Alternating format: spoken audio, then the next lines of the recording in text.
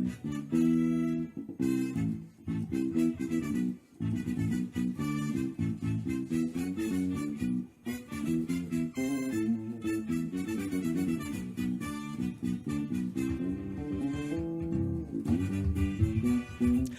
very good evening to you. Welcome to the Monday edition of the Situation Room, live from in the various off-circuit elections, or let me put it this way, by-elections across the country.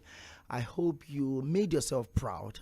The Nigerian, I voted for the honorable or the senator or the reps House of Assembly member of my choice.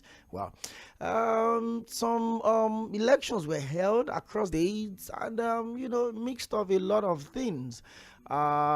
Results, ruling party actually won those two local government of Kajuru and Chiku for the very first time since 1999. Kano State, the APC had asked that the result of disruption of the process, violent disruption of thugs, were arrested with. It was a PDP affair, a lot of things. It's wilder. He lost. Well, I mean, just stepping into AC and then just while he was still in Ogun State alongside the governor of the state as well, His Excellency Prince Dapo Abiodun. So we pray of the show. What a way to start banter and then mock. Going out and even getting to your destination alone, there's a lot. I know some of us just want so much from life. Oh, we want Biola and all of that. We're talking about what is success to you? What is this? And be thankful to God for. It's a whole lot. But I'm good. Thank you to everyone that reached out. I'm here. Now I'm going to be talking about on the show today. And my guest is going to see a diplomatic situation we have, across all our mission to those countries. Yes, we have and even into today, the visit of and Ukraine respectively, the war that is going on amongst those countries, and whether you like it or not, the global establish your alliances. You want to also test the countries. A lot of people could say, I had a guest on Friday, Dr. Yᴏᴜᴜ, and he was saying that, while you've been properly intro, I'm the Nigerian ambassador to this. Yes, president has been doing.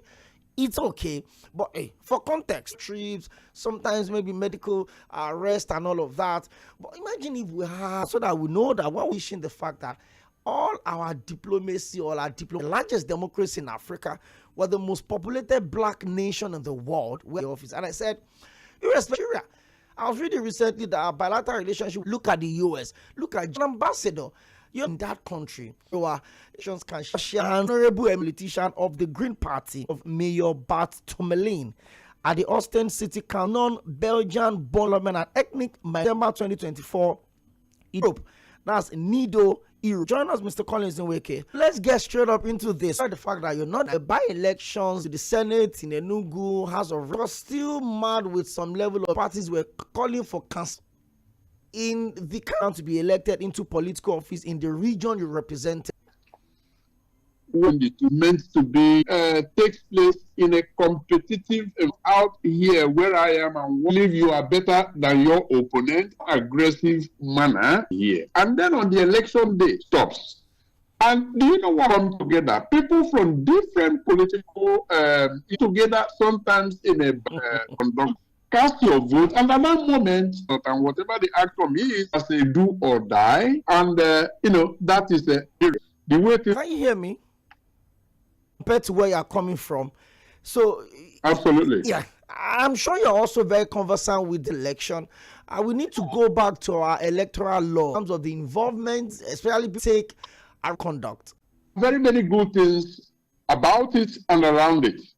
The major problems, independence of the soul is independent. But the question you ask that, and then number two, incumbent, presses are very, very serious anomalies that they will deliver. And so it just cares about an electoral act. Actually, it has to happen because amendments is the amendment to the day if the situation that it's very funny courts, and then they are giving you the election. So I'm also with voices like yours, especially with the always my pleasure. Yes, your father must have lived super well. And I will say, So when the family celebrating celebration. a life well appreciated. Thank you very much. So let's irrespective of how of deep was in even the Commonwealth trade agreements, the BAFTA, which seems to be one of the biggest amount of contribution to the ECOMOG mission, had been from the Nigerian army. So that means Africa. But on the global stage, we also play a huge role in terms of, well, give and take, maybe some of our in terms of population, in terms of resources, in terms of, even though we don't have embassies in all of those countries, but in our world, and don't have a Nigerian ambassador to a lot of alignments and realignment have been checked. Countries have been my bilateral relationship. Let me put it specifically. International diplomacy is it is important to call a spade a spade. Earlier in the consequentiality of the lack of ambassadors being loyal to Nigeria, and all of that, but I can tell you that it is a very, very, destructive, stance to ambassadors are appointed. I mean, it cannot be that, international affairs representatives of credence to, the head of the nation by international agreements and treaties. It is very, very vital that, the presence of ambassadors interest globally. But of course, we do need to happy that you are actually focusing on diplomatic impact. That's no coincidence. And probably the reason you are doing that is because you know the impact on consular services that are traveling and have problems, that those are indeed diplomatic representation. So, yes, it is suffering and actually take it seriously. Thank you very much. I'm happy, you went straight up on it, that our diplomatic situation, granted an interview saying that the nation is dealing with other issues to be assigned. So, of course, there were rumors or words on the streets that, certain names, and by October 13th, 2020, now for people listening,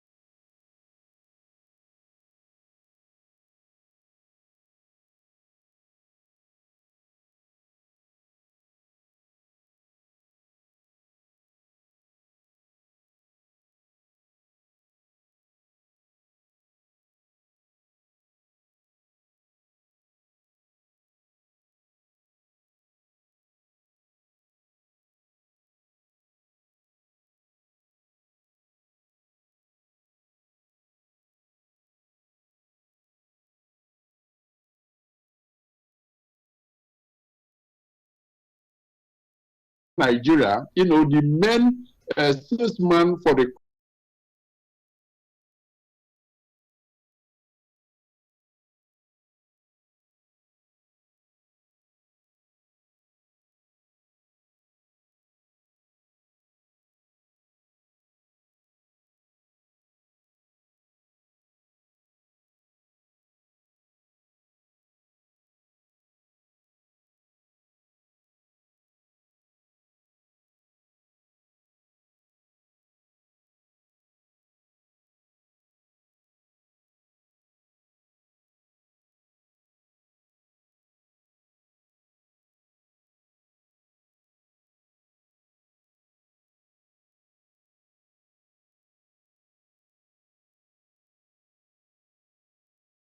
that it's a good thing that is personally printing himself forward, and which is understandably so. But the question I want to ask again is this, and you also look at the cost of doing this personal presentation. Now the president from Dubai to Japan to Brazil, there's a lot that needs to be done, and once he leaves, step into the international community, there's a stereotype against Nigerians, and that is a fact.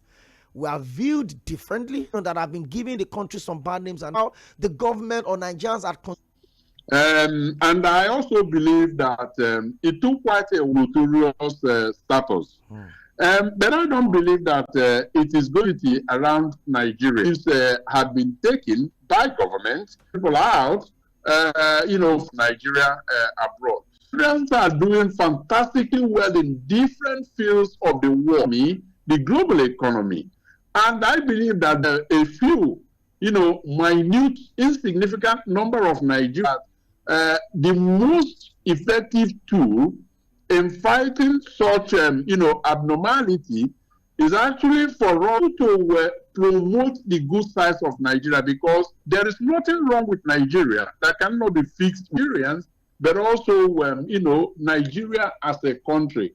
And I think it is important. In doing so, we will then be able to dwarf those things, minor things. Because, at one moment you see a lot of Nigerians do issues that led to Nigerians being banned from traveling or coming into certain countries.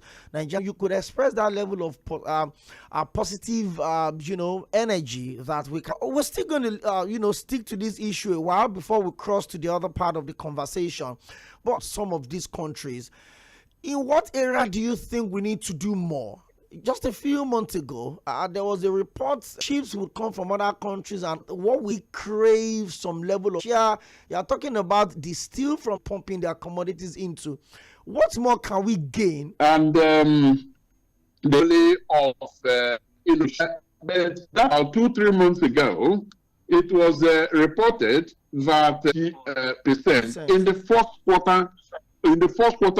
2020, the short cities in the work that they are doing. Now, our export really has huge unexplored. Nigeria begins to produce in Nigeria, and even in 2020, Nigeria that is now beginning to change. Be going out of Nigeria empty, because there will be one where they are. Very much. I read that I report a couple of months back. I felt quarter of the year, and we are still reporting that some vessels are leaving the country just wrong somewhere. But hey, let me tap into your positivity and also believe that a lot of things are changing, and following of course, everyone that keys into the media knows that Ukraine and Russia have been at war for about 2 years. Exchange of prisoners from Russia to Ukraine, Ukraine to Russia, hostages, releases, a lot of these things, but it hadn't exactly brought in the desired change, which obviously will be to end the war. As a lot has changed from the meeting of our president, Donald Zelensky, today. Can you bring us up to speed as regards how all of that is, playing out?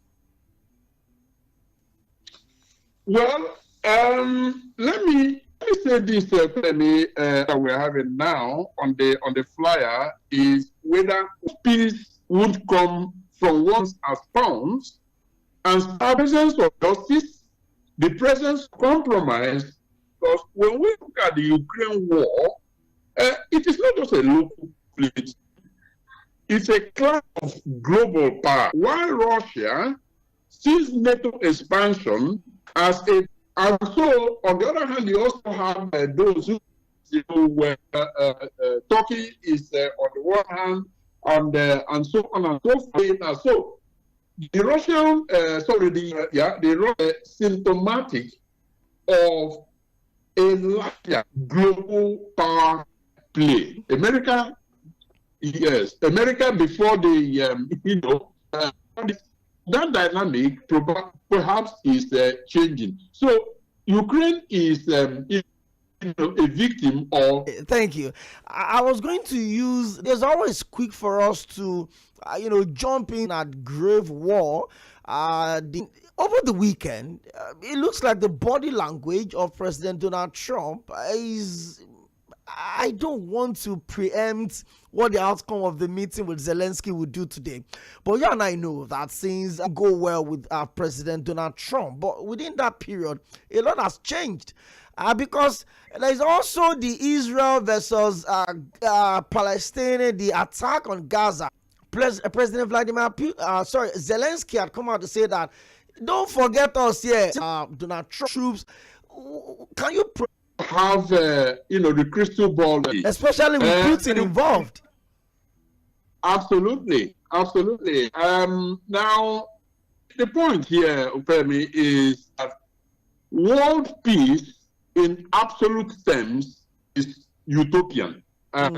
Forget it. It's never going to happen. Now, relative peace through restraint and through compromise.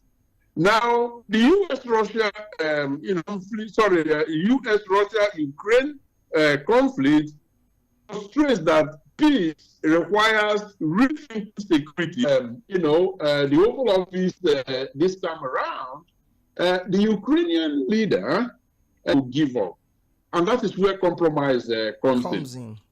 Now, Trump in Alaska, that he was ready. No, not necessarily, because these conversations are still at the early stages. Now, one can they will have similar conversations as they had with Putin, and then at the end of the day, during the second, that they would have to make. That's the only prediction that one can logically make at this stage. Is there going to be a breakthrough out of just this one meeting? No. Just like. So take you back to what you said when we started this conversation, but CNN